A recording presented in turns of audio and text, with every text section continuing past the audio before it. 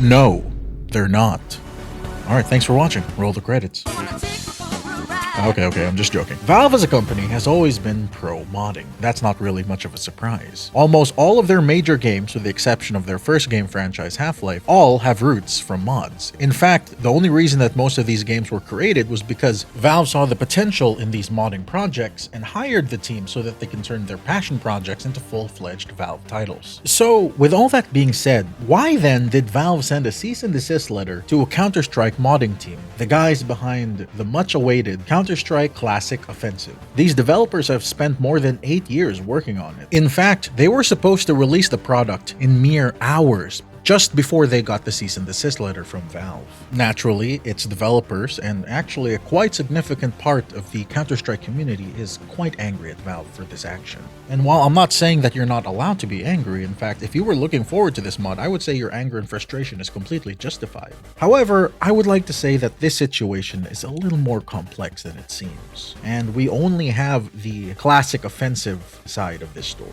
So while there's a lot of anger, blame, and vitriol being levied at both sides, a bit of a spoiler for later in the video, but a popular theory among the Counter-Strike community is that Valve struck this project down because they were afraid that it would steal players and profit from Counter-Strike 2. And while I'll get into that later in the video, all I'll have to say is that specific reasoning is extremely ridiculous in my opinion. There's a lot of reasons to be frustrated with Valve, especially as a Counter-Strike player. I just want to make sure that people are frustrated and angry at Valve for the right reasons. And after looking into this classic offensive situation, I will actually have to say that I don't think they have much of a leg to stand on here. The classic offensive development team, that is. Especially if these reports that I'm reading up on are true. Again, I really need to stress this early in the video. You are completely allowed to be angry at Valve, to be frustrated at them. They've been treating Counter-Strike 2 like dog ass. However, because of the reports that I've been reading up about the classic offensive development team, I don't want this to be the straw that breaks the camel's back, so to speak. Because allegedly, the classic offensive development team have done some rather legally ambiguous things, to say the least. And I just want to make sure that people will be angry at Valve for the right reasons. And yes, I completely realize that by me doing this, it's painting me in a certain light. Because I'm about to take a page out of the Nintendo fan playbook, and I'm gonna play defense for the multi-billion-dollar company. Oh boy, this video is gonna go well, I can already tell. Hey there, Internet Wanderer. My name is Argonax. I make video reviews, essays, commentaries, and shorts. I hope you enjoy my content enough to do all the YouTube things, such as liking and subscribing. And special thanks to all the channel members to who I am extremely grateful for their support.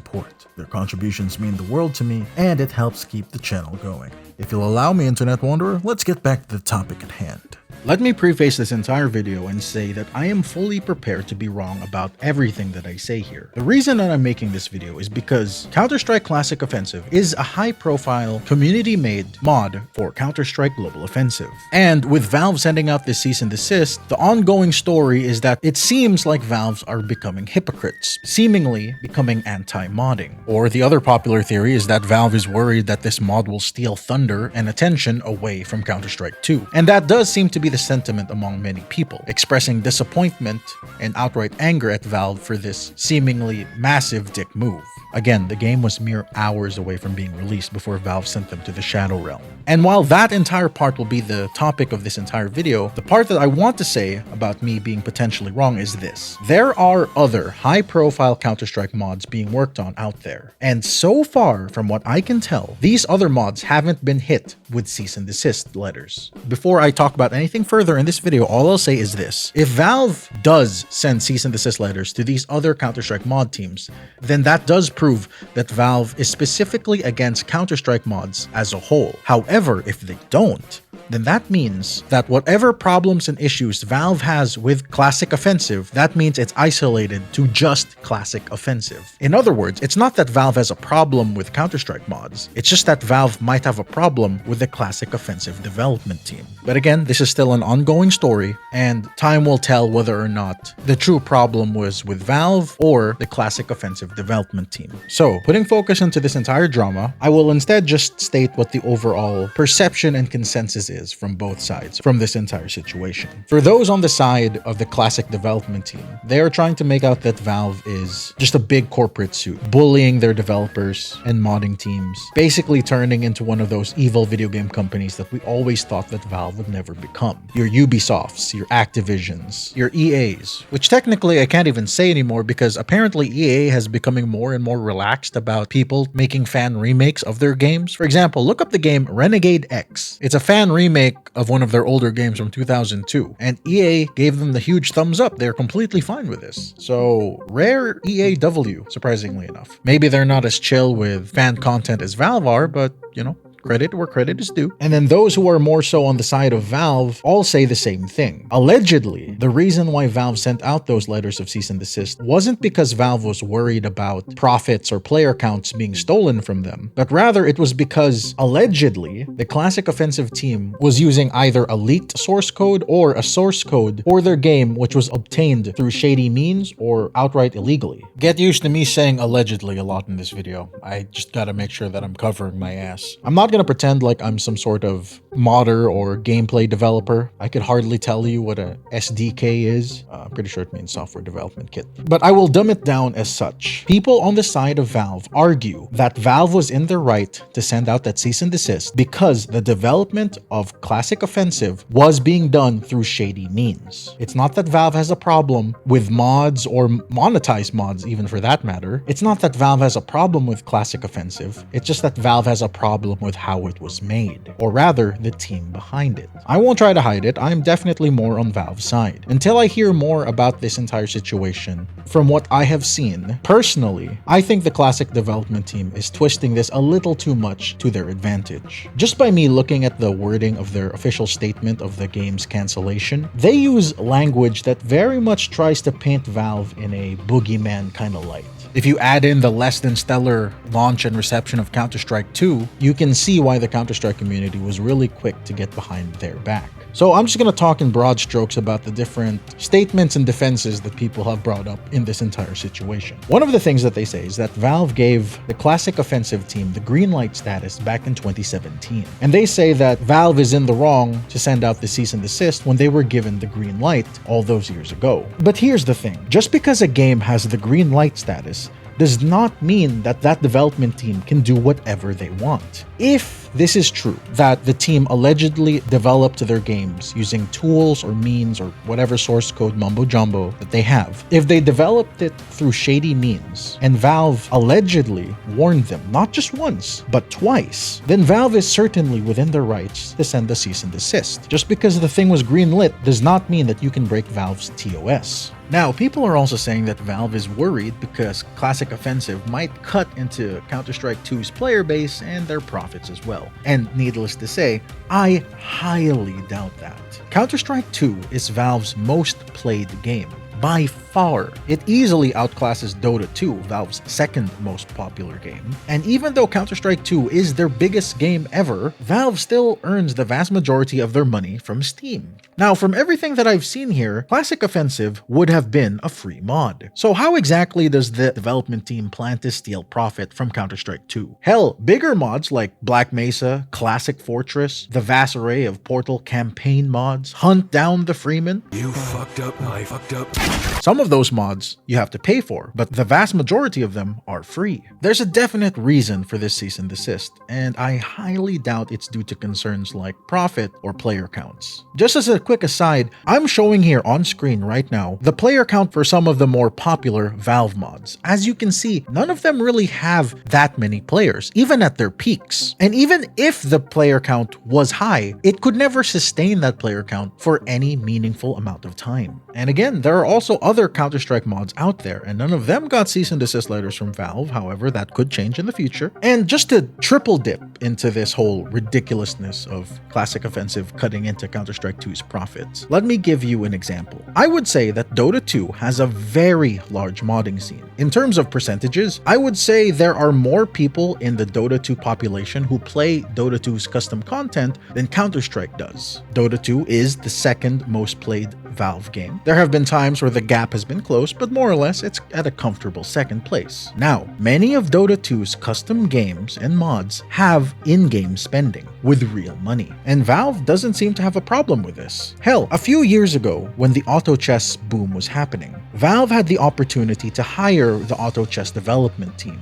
Auto chess originally starting as a Dota 2 mod. It was actually because of this auto chess boom that caused Dota 2 to have one of its biggest surges in player count. So with the popularity and success of Dota Auto Chess, Valve offered the original team if they wanted to work for Valve. The team declined and said that they wanted to make their own standalone game, while still maintaining the Dota 2 custom game mode. To this day, it's highly likely that Drodo, the team behind Dota Auto Chess, have probably earned millions, maybe even tens of millions of dollars in profits from a combination of their own game and the Dota 2 mod. Valve could have put their foot down and completely squished these guys from the beginning, but they didn't. In fact, Valve gave them their full blessing to make their own standalone game. You're telling me that Valve, when they saw the potential of auto chests, and when they had the developers right there with them, they could have silenced them, swept them under the proverbial rug, but they didn't. There was definitely more money to be made with the auto chess boom in Drodo Studios. And keep in mind, that all happened roughly at the same time that Classic Offensive was getting its development started, and also around the same time that Valve was allegedly sending out these warnings to the development team for the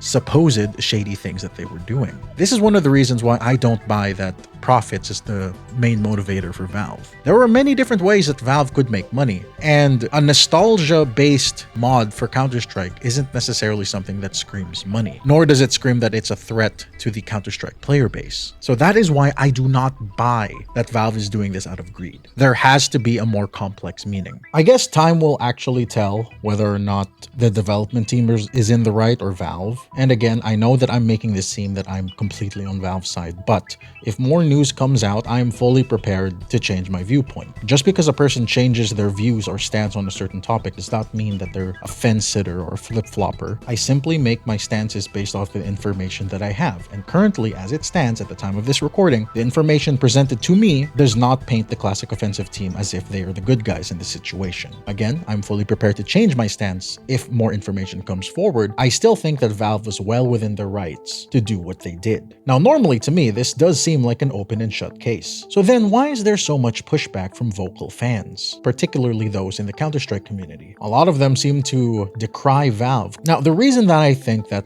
the Counter-Strike community specifically is like this is because this outrage is a slow build-up, mostly out of the frustration at the current state of Counter-Strike 2. Now, I'll be the first to admit that I don't play Counter-Strike that much, and even when I did back in the day, I was still a rather casual player. If you'll allow me, I'll make a quick comparison to a game that I have been playing a lot as of recently. Currently, the fighting game Tekken 8 is in a rather rough spot. To put it bluntly, Tekken 8 released all the way back at the start of 2024. It was an amazing game. It still is up to now. The graphics, the presentation, the gameplay, the production value, the quality of life stuff, everything about the game, on balance, is amazing. It's a great game and a great product, especially if you compare it to its predecessor Tekken 7. However, the current perception of the game has been soured quite a bit because of how the development team and the balancing team have been handling the gameplay, and more specifically, a month or two ago when Season 2 dropped, it was probably the worst season update in fighting game history. Never has there been a more disastrous update to a fighting game in recent memory. So while most of my subscribers and viewers are Valve fans and players, if you go onto the Steam page of Tekken 8, all you'll see is the mostly negative Steam review. You'll probably think to yourself that this must be a bad game. However, you as a viewer, someone who isn't involved in the Tekken or fighting game community, that couldn't be further from the truth. If you hopped onto Tekken with no context or no knowledge about any of this drama, you would find that the game is very good